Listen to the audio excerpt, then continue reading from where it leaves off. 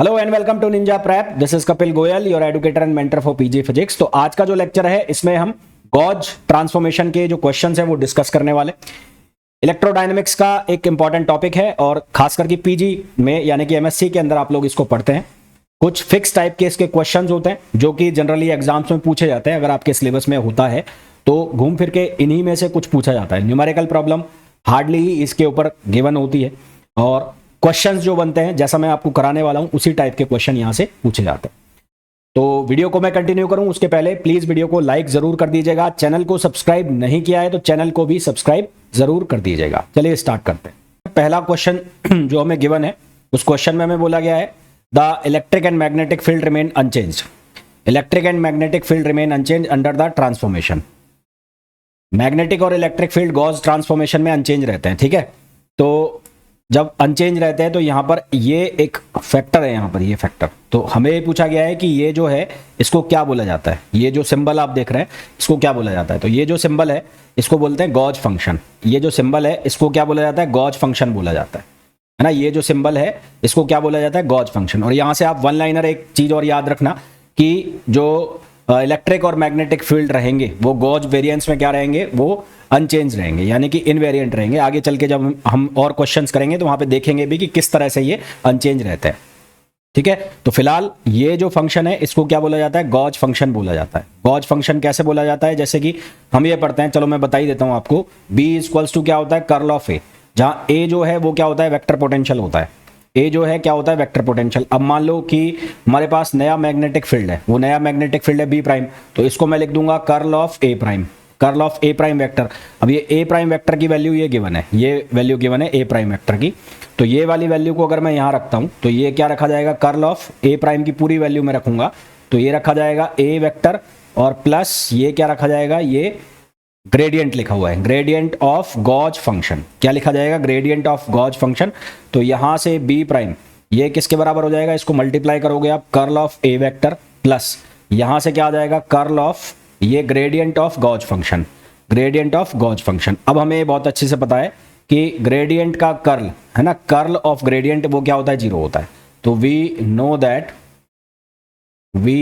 That curl of gradient, curl of gradient ये किसके equal होता है, जीरो के इक्वल होता है। तो ये वाली जो क्वांटिटी है ये क्या हो जाएगी, जीरो हो जाएगी। तो ये जीरो हो जाएगी तो यहां पर कितना बन जाएगा, ये बन जाएगा बी। तो हमारे पास क्या बन जाएगा, B prime vector equals to B, यानी कि मैग्नेटिक फील्ड की वैल्यू जो पहले थी वही वैल्यू बाद में, है ना। तो इसलिए यहां पर लिखा है कि इलेक्ट्रिक फील्ड और मैग्नेटिक फील्ड रिमेन अनचेंज। तो जिस तरह से मैग्नेटिक फील्ड अनचेंज है उसी तरह से इलेक्ट्रिक फील्ड भी क्या रहेगा, अनचेंज रहेगा। तो ये हमें यहां पर पूछा गया है कि ये जो सिंबल है इसको हम क्या कहते हैं, तो इसको हम कहते हैं गॉज फंक्शन। बाकी हो किस तरह से रहा है ये आपको अच्छे से पता लग गया होगा। अच्छा एक चीज और बता दूं, ये जो लिखा हुआ है ये है scalar potential. Scalar potential invariant रहता है ना। Scalar potential, scalar potential, scalar potential remain invariant, remain invariant under Gauss transformation, under Gauss transformation. Gauss transformation के अंदर जो स्केलर पोटेंशियल है वो इनवेरिएंट रहता है, जबकि जो हमारे पास इलेक्ट्रिक फील्ड है और मैग्नेटिक फील्ड है वो क्या वेरिएंट होता है। सॉरी यहां मैंने उल्टा बोल दिया, ये वेरिएंट होता है, ये वेरिएंट हो जाता है, इसकी वैल्यू क्या हो जाती है, चेंज हो जाती है, जबकि इलेक्ट्रिक फील्ड और मैग्नेटिक फील्ड की वैल्यू चेंज नहीं होती, ठीक। Next, in coulomb gauge the vector potential satisfy. हमें इनमें से पूछा है कि कूलाम गेज कौन सा है। तो कूलाम गेज जो है उसको हम कैसे लिखते हैं, उसको हम लिखते हैं divergence of A vector equals to zero. Divergence of A vector equals to zero इसको हम लिखते हैं कूलाम गेज से। तो ये जो लिखा हुआ है ये क्या लिखा हुआ है, ये लिखा हुआ है कूलाम गेज। इसी तरह से एक और हमसे पूछा जाएगा लॉरेंज गेज, है ना। इसी तरह से एक और पूछा जाएगा लॉरेंज गेज, तो ये लिखा हुआ है कूलाम गेज। तो कूलाम गेज किसके लिए सेटिस्फाई होता है, तो coulomb gauge is satisfy for magnetostatic problems. Coulomb gauge का हम जब यूज करते हैं तो मैग्नेटोस्टैटिक प्रॉब्लम्स के लिए करते हैं। तो it satisfies magnetostatic, it satisfy magnetostatic problems, it satisfies magnetostatic problems. ये मैग्नेटोस्टैटिक प्रॉब्लम्स को क्या करता है, सेटिस्फाई करता है। तो हमारे पास सही आंसर क्या आ जाएगा, divergence of A equals to zero. Next है the Lorenz gauge condition is. Lorenz gauge condition कौन सी है, तो लॉरेंज गेज कंडीशन हम लिखते हैं divergence of A, plus mu naught epsilon naught del phi, phi का मतलब है scalar potential, upon del t is equals to 0। तो ये जो लिखा हुआ है इसको हम बोलते हैं लॉरेंज गेज, ये जो लिखा हुआ है इसको हम बोलते हैं लॉरेंज गेज, लॉरेंज गेज। और लॉरेंज गेज जो है वो रेडिएशन प्रॉब्लम्स के लिए ज़्यादा सेटिस्फाई करता है। जिस तरह से कूलम गेज जो है वो मैग्नेटिक फील्ड के लिए ज़्यादा सेटिस्फैक्ट्री होता है, इसी तरह से लॉरेंज गेज जो है वो रेडिएशन प्रॉब्लम्स के लिए सेटिस्फाई होता है। इस चीज़ को आप ऐसे भी लिख सकते हो, डाइवर्जेंस ऑफ ए प्लस यहाँ पर 1/c² 1/c² del phi, divergence of A 1/c² del phi upon del t is equals to 0। तो इसको आप ऐसे भी लिख सकते हो, जहां c² किसके बराबर हो जाएगा, वो हो जाएगा 1/μ0 एप्सिलॉन नॉट के बराबर, है ना। तो हमारे पास जो आंसर है वो क्या आ जाएगा, c आ जाएगा। तो जरूरी नहीं इसी फॉर्म में मिले, आपको ये 1/c² वाले फॉर्म में भी मिल सकता है। नेक्स्ट है gauge invariance in electrodynamics implies that. Electrodynamics में गॉज इनवेरिएंस किस बात को बताता है, तो जो गॉज वेरिएंस है वो इस बात को बताता है कि जो फील्ड है, फील्ड जो है वो क्या होता है, ऑब्जर्वेबल होता है।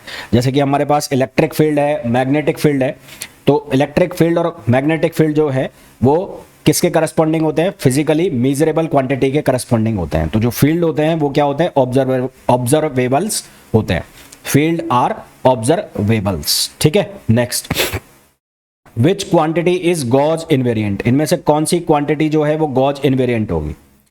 तो हमने पढ़ा है कि जो इलेक्ट्रिक फील्ड और मैग्नेटिक फील्ड है वो गॉज इनवेरिएंट होता है। तो स्केलर पोटेंशियल तो ये तो वेरिएंट होता है, स्केलर पोटेंशियल ये वेरिएंट होता है। वेक्टर पोटेंशियल हमने देख ही लिया कि वेक्टर पोटेंशियल को हम कैसे लिखते हैं, A prime equals to A plus gradient of gauge function, तो ये भी वेरिएंट होता है।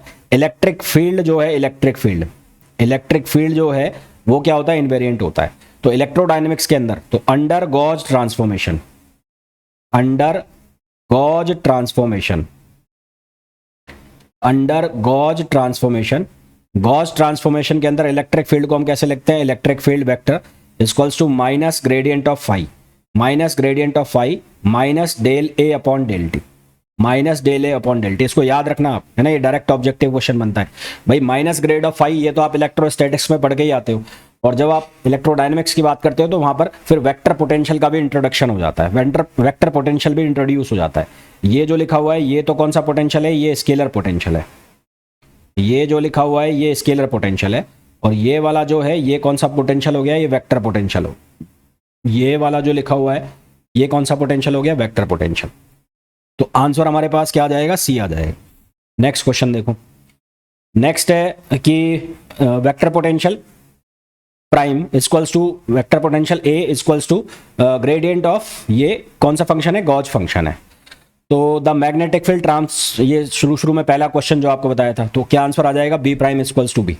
वही पहला जो मैंने आपको बताया था, तो बार बार कराने की जरूरत है नहीं। तो फर्स्ट क्वेश्चन में जो मैंने आपको करके बताया था कि जो मैग्नेटिक फील्ड है वो किस तरह से इन्वेरिएंट रहता है, तो अब यहाँ पर यही पूछ लिया, तो डायरेक्ट आंसर लिख सकते हैं आप, है ना। अगर नहीं समझ आ रहा तो एक बार वापस जाके देख लो पहले क्वेश्चन को, उसमें कराया हुआ है। Next, gauge invariance exist because, gauge invariance क्यों एग्जिस्ट करते हैं, गॉज इनवेरिएंस एग्जिस्ट करते हैं क्योंकि जो मैक्सवेल इक्वेशन है वो केवल किसके ऊपर डिपेंड करती है, फील्ड्स के ऊपर, यानी कि ई और बी के ऊपर डिपेंड करती है।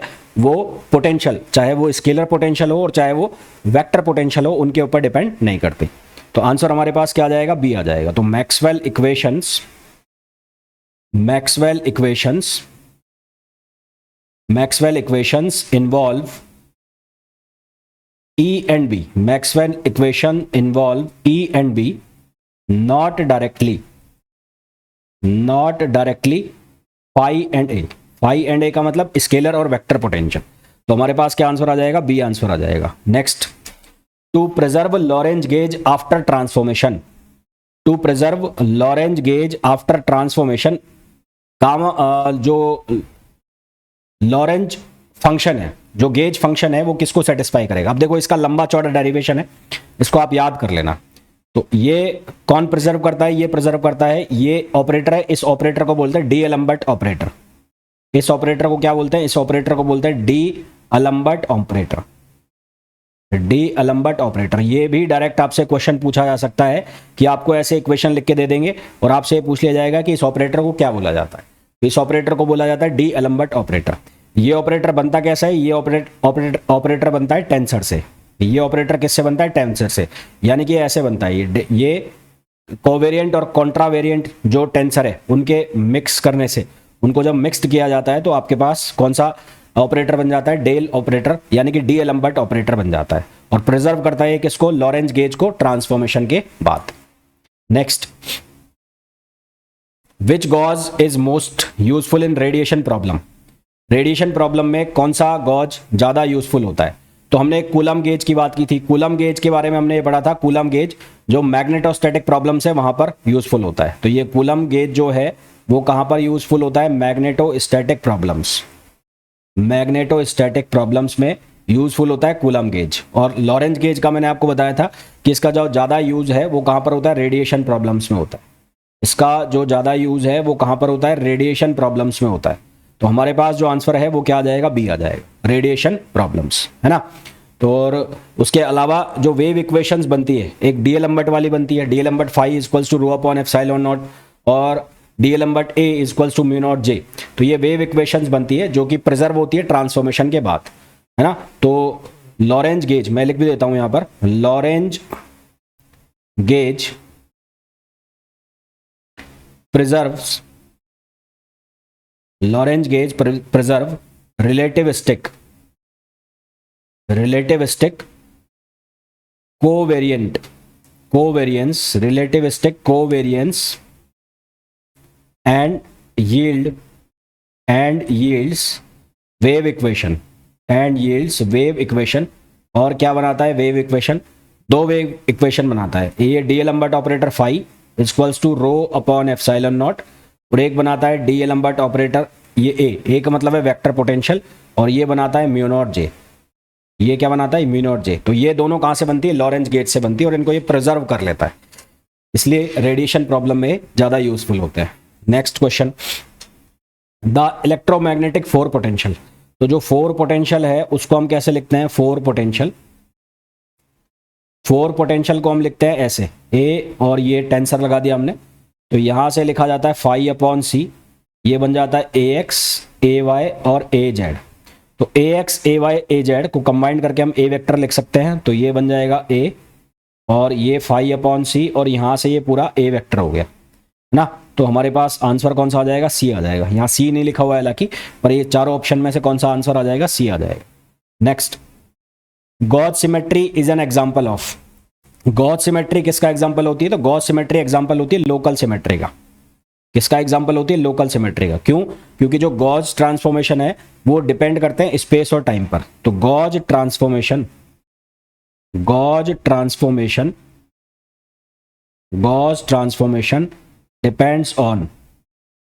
depends on space and time। Gauss transformation depends on space and time, यानी कि हमारे पास जो गॉस फंक्शन है वो गॉस फंक्शन स्पेस और टाइम का फंक्शन होता है, और ये जो है ये कौन सी सिमेट्री हो जाती है, लोकल सिमेट्री हो जाती है। Hence it is a local symmetry, इसलिए ये कौन सी सिमेट्री हो जाती है, लोकल सिमेट्री हो जाती है। हमारे पास आंसर क्या आ जाएगा, सी आ जाएगा। Next, in quantum mechanics gauge invariance leads to. Quantum mechanics के अंदर जो गॉज इनवेरियंस है वो किसके लिए होता है, तो वो चार्ज कंजर्वेशन के लिए होता है ना। किसके लिए होता है, चार्ज कंजर्वेशन के लिए। तो क्वांटम मैकेनिक्स के अंदर गॉज इनवेरियंस किसके लिए यूज लिया जाता है, चार्ज इनवेरियंस के लिए यूज लिया जाता है। नेक्स्ट 12 हो गया ना, 13। Which of the following is not gauge invariant. इनमें से कौन गॉज इनवेरियंट नहीं है। तो हमारे पास इलेक्ट्रिक फील्ड है जो गॉज इनवेरिएंट होता है, मैग्नेटिक फील्ड है गॉज इनवेरिएंट होता है, पर जो फाई है स्केलर पोटेंशियल है गॉज वेरिएंट होता है। मैंने आपको शुरू में भी बताया था कि जो स्केलर पोटेंशियल है वो गॉज इनवेरिएंट होता है। जब आप इसको गॉज ट्रांसफॉर्मेशन के अंदर ले जाओगे तो जो ट्रांसफॉर्मेशन है वो कुछ इस तरह से होता है, जो कि पहली इक्वेशन भी लिखी हुई थी, तो ट्रांसफॉर्मेशन कुछ इस तरह से होता है। तो यहाँ से साफ पता में पड़ता है कि ये क्या होता है, वेरिएंट होता है ना। तो ये गॉज ट्रांसफॉर्मेशन में इनवेरिएंट नहीं होता। तो हमारे पास जो आंसर है वो क्या आ जाएगा, हमारे पास आंसर आ जाएगा सी, फाई। फाई का मतलब है स्केलर पोटेंशियल, इस फाई का मतलब क्या है, स्केलर पोटेंशियल। ठीक है, इस फाई का मीनिंग क्या है, स्केलर पोटेंशियल।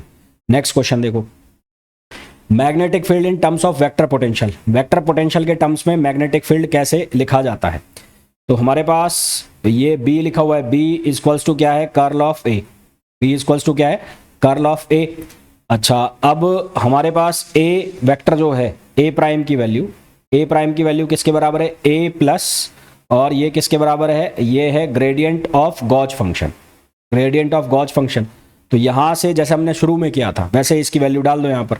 तो वैसे ही इसकी जब वैल्यू डालेंगे, यानी कि B प्राइम जब आप निकालोगे तो ये क्या बनेगा, कर्ल ऑफ A प्लस यहाँ पर क्या बन जाएगा, कर्ल ऑफ, और ये ग्रेडियंट ऑफ गॉज फंक्शन, ये बन जाएगा। और ये वाली जो क्वांटिटी है ये किसके बराबर होती है, 0 के बराबर। तो हमारे पास आंसर क्या आ जाएगा, ये B आंसर आ जाएगा, है ना। हमारे पास क्या आंसर आ जाएगा, B आंसर आ जाएगा। नेक्स्ट, कूलाम गेज कौन सा है तो कूलाम गेज कौन सा है, A ऑप्शन। ये तो शुरू में भी कर लिया ना हमने। तो कूलाम गेज कौन सा है, A। तो ये A जो लिखा हुआ है ये कौन सा होता है, कूलाम गेज होता है। तो ये क्वेश्चंस थे गॉज इनवेरिएंस के ऊपर। यही क्वेश्चन आप इससे मिलते जुलते क्वेश्चन ही आपको करना है, कौन गॉज इनवेरिएंट है, कौन गॉज वेरिएंट है, कूलम गेज कौन सा है, लॉरेंज गेज कौन सा है, इसी तरह के क्वेश्चंस इसमें बनते हैं। यही करके जाना मोर देन सफिशिएंट रहेंगे। तो मिलते हैं नेक्स्ट लेक्चर के अंदर। Till then thank you, bye bye.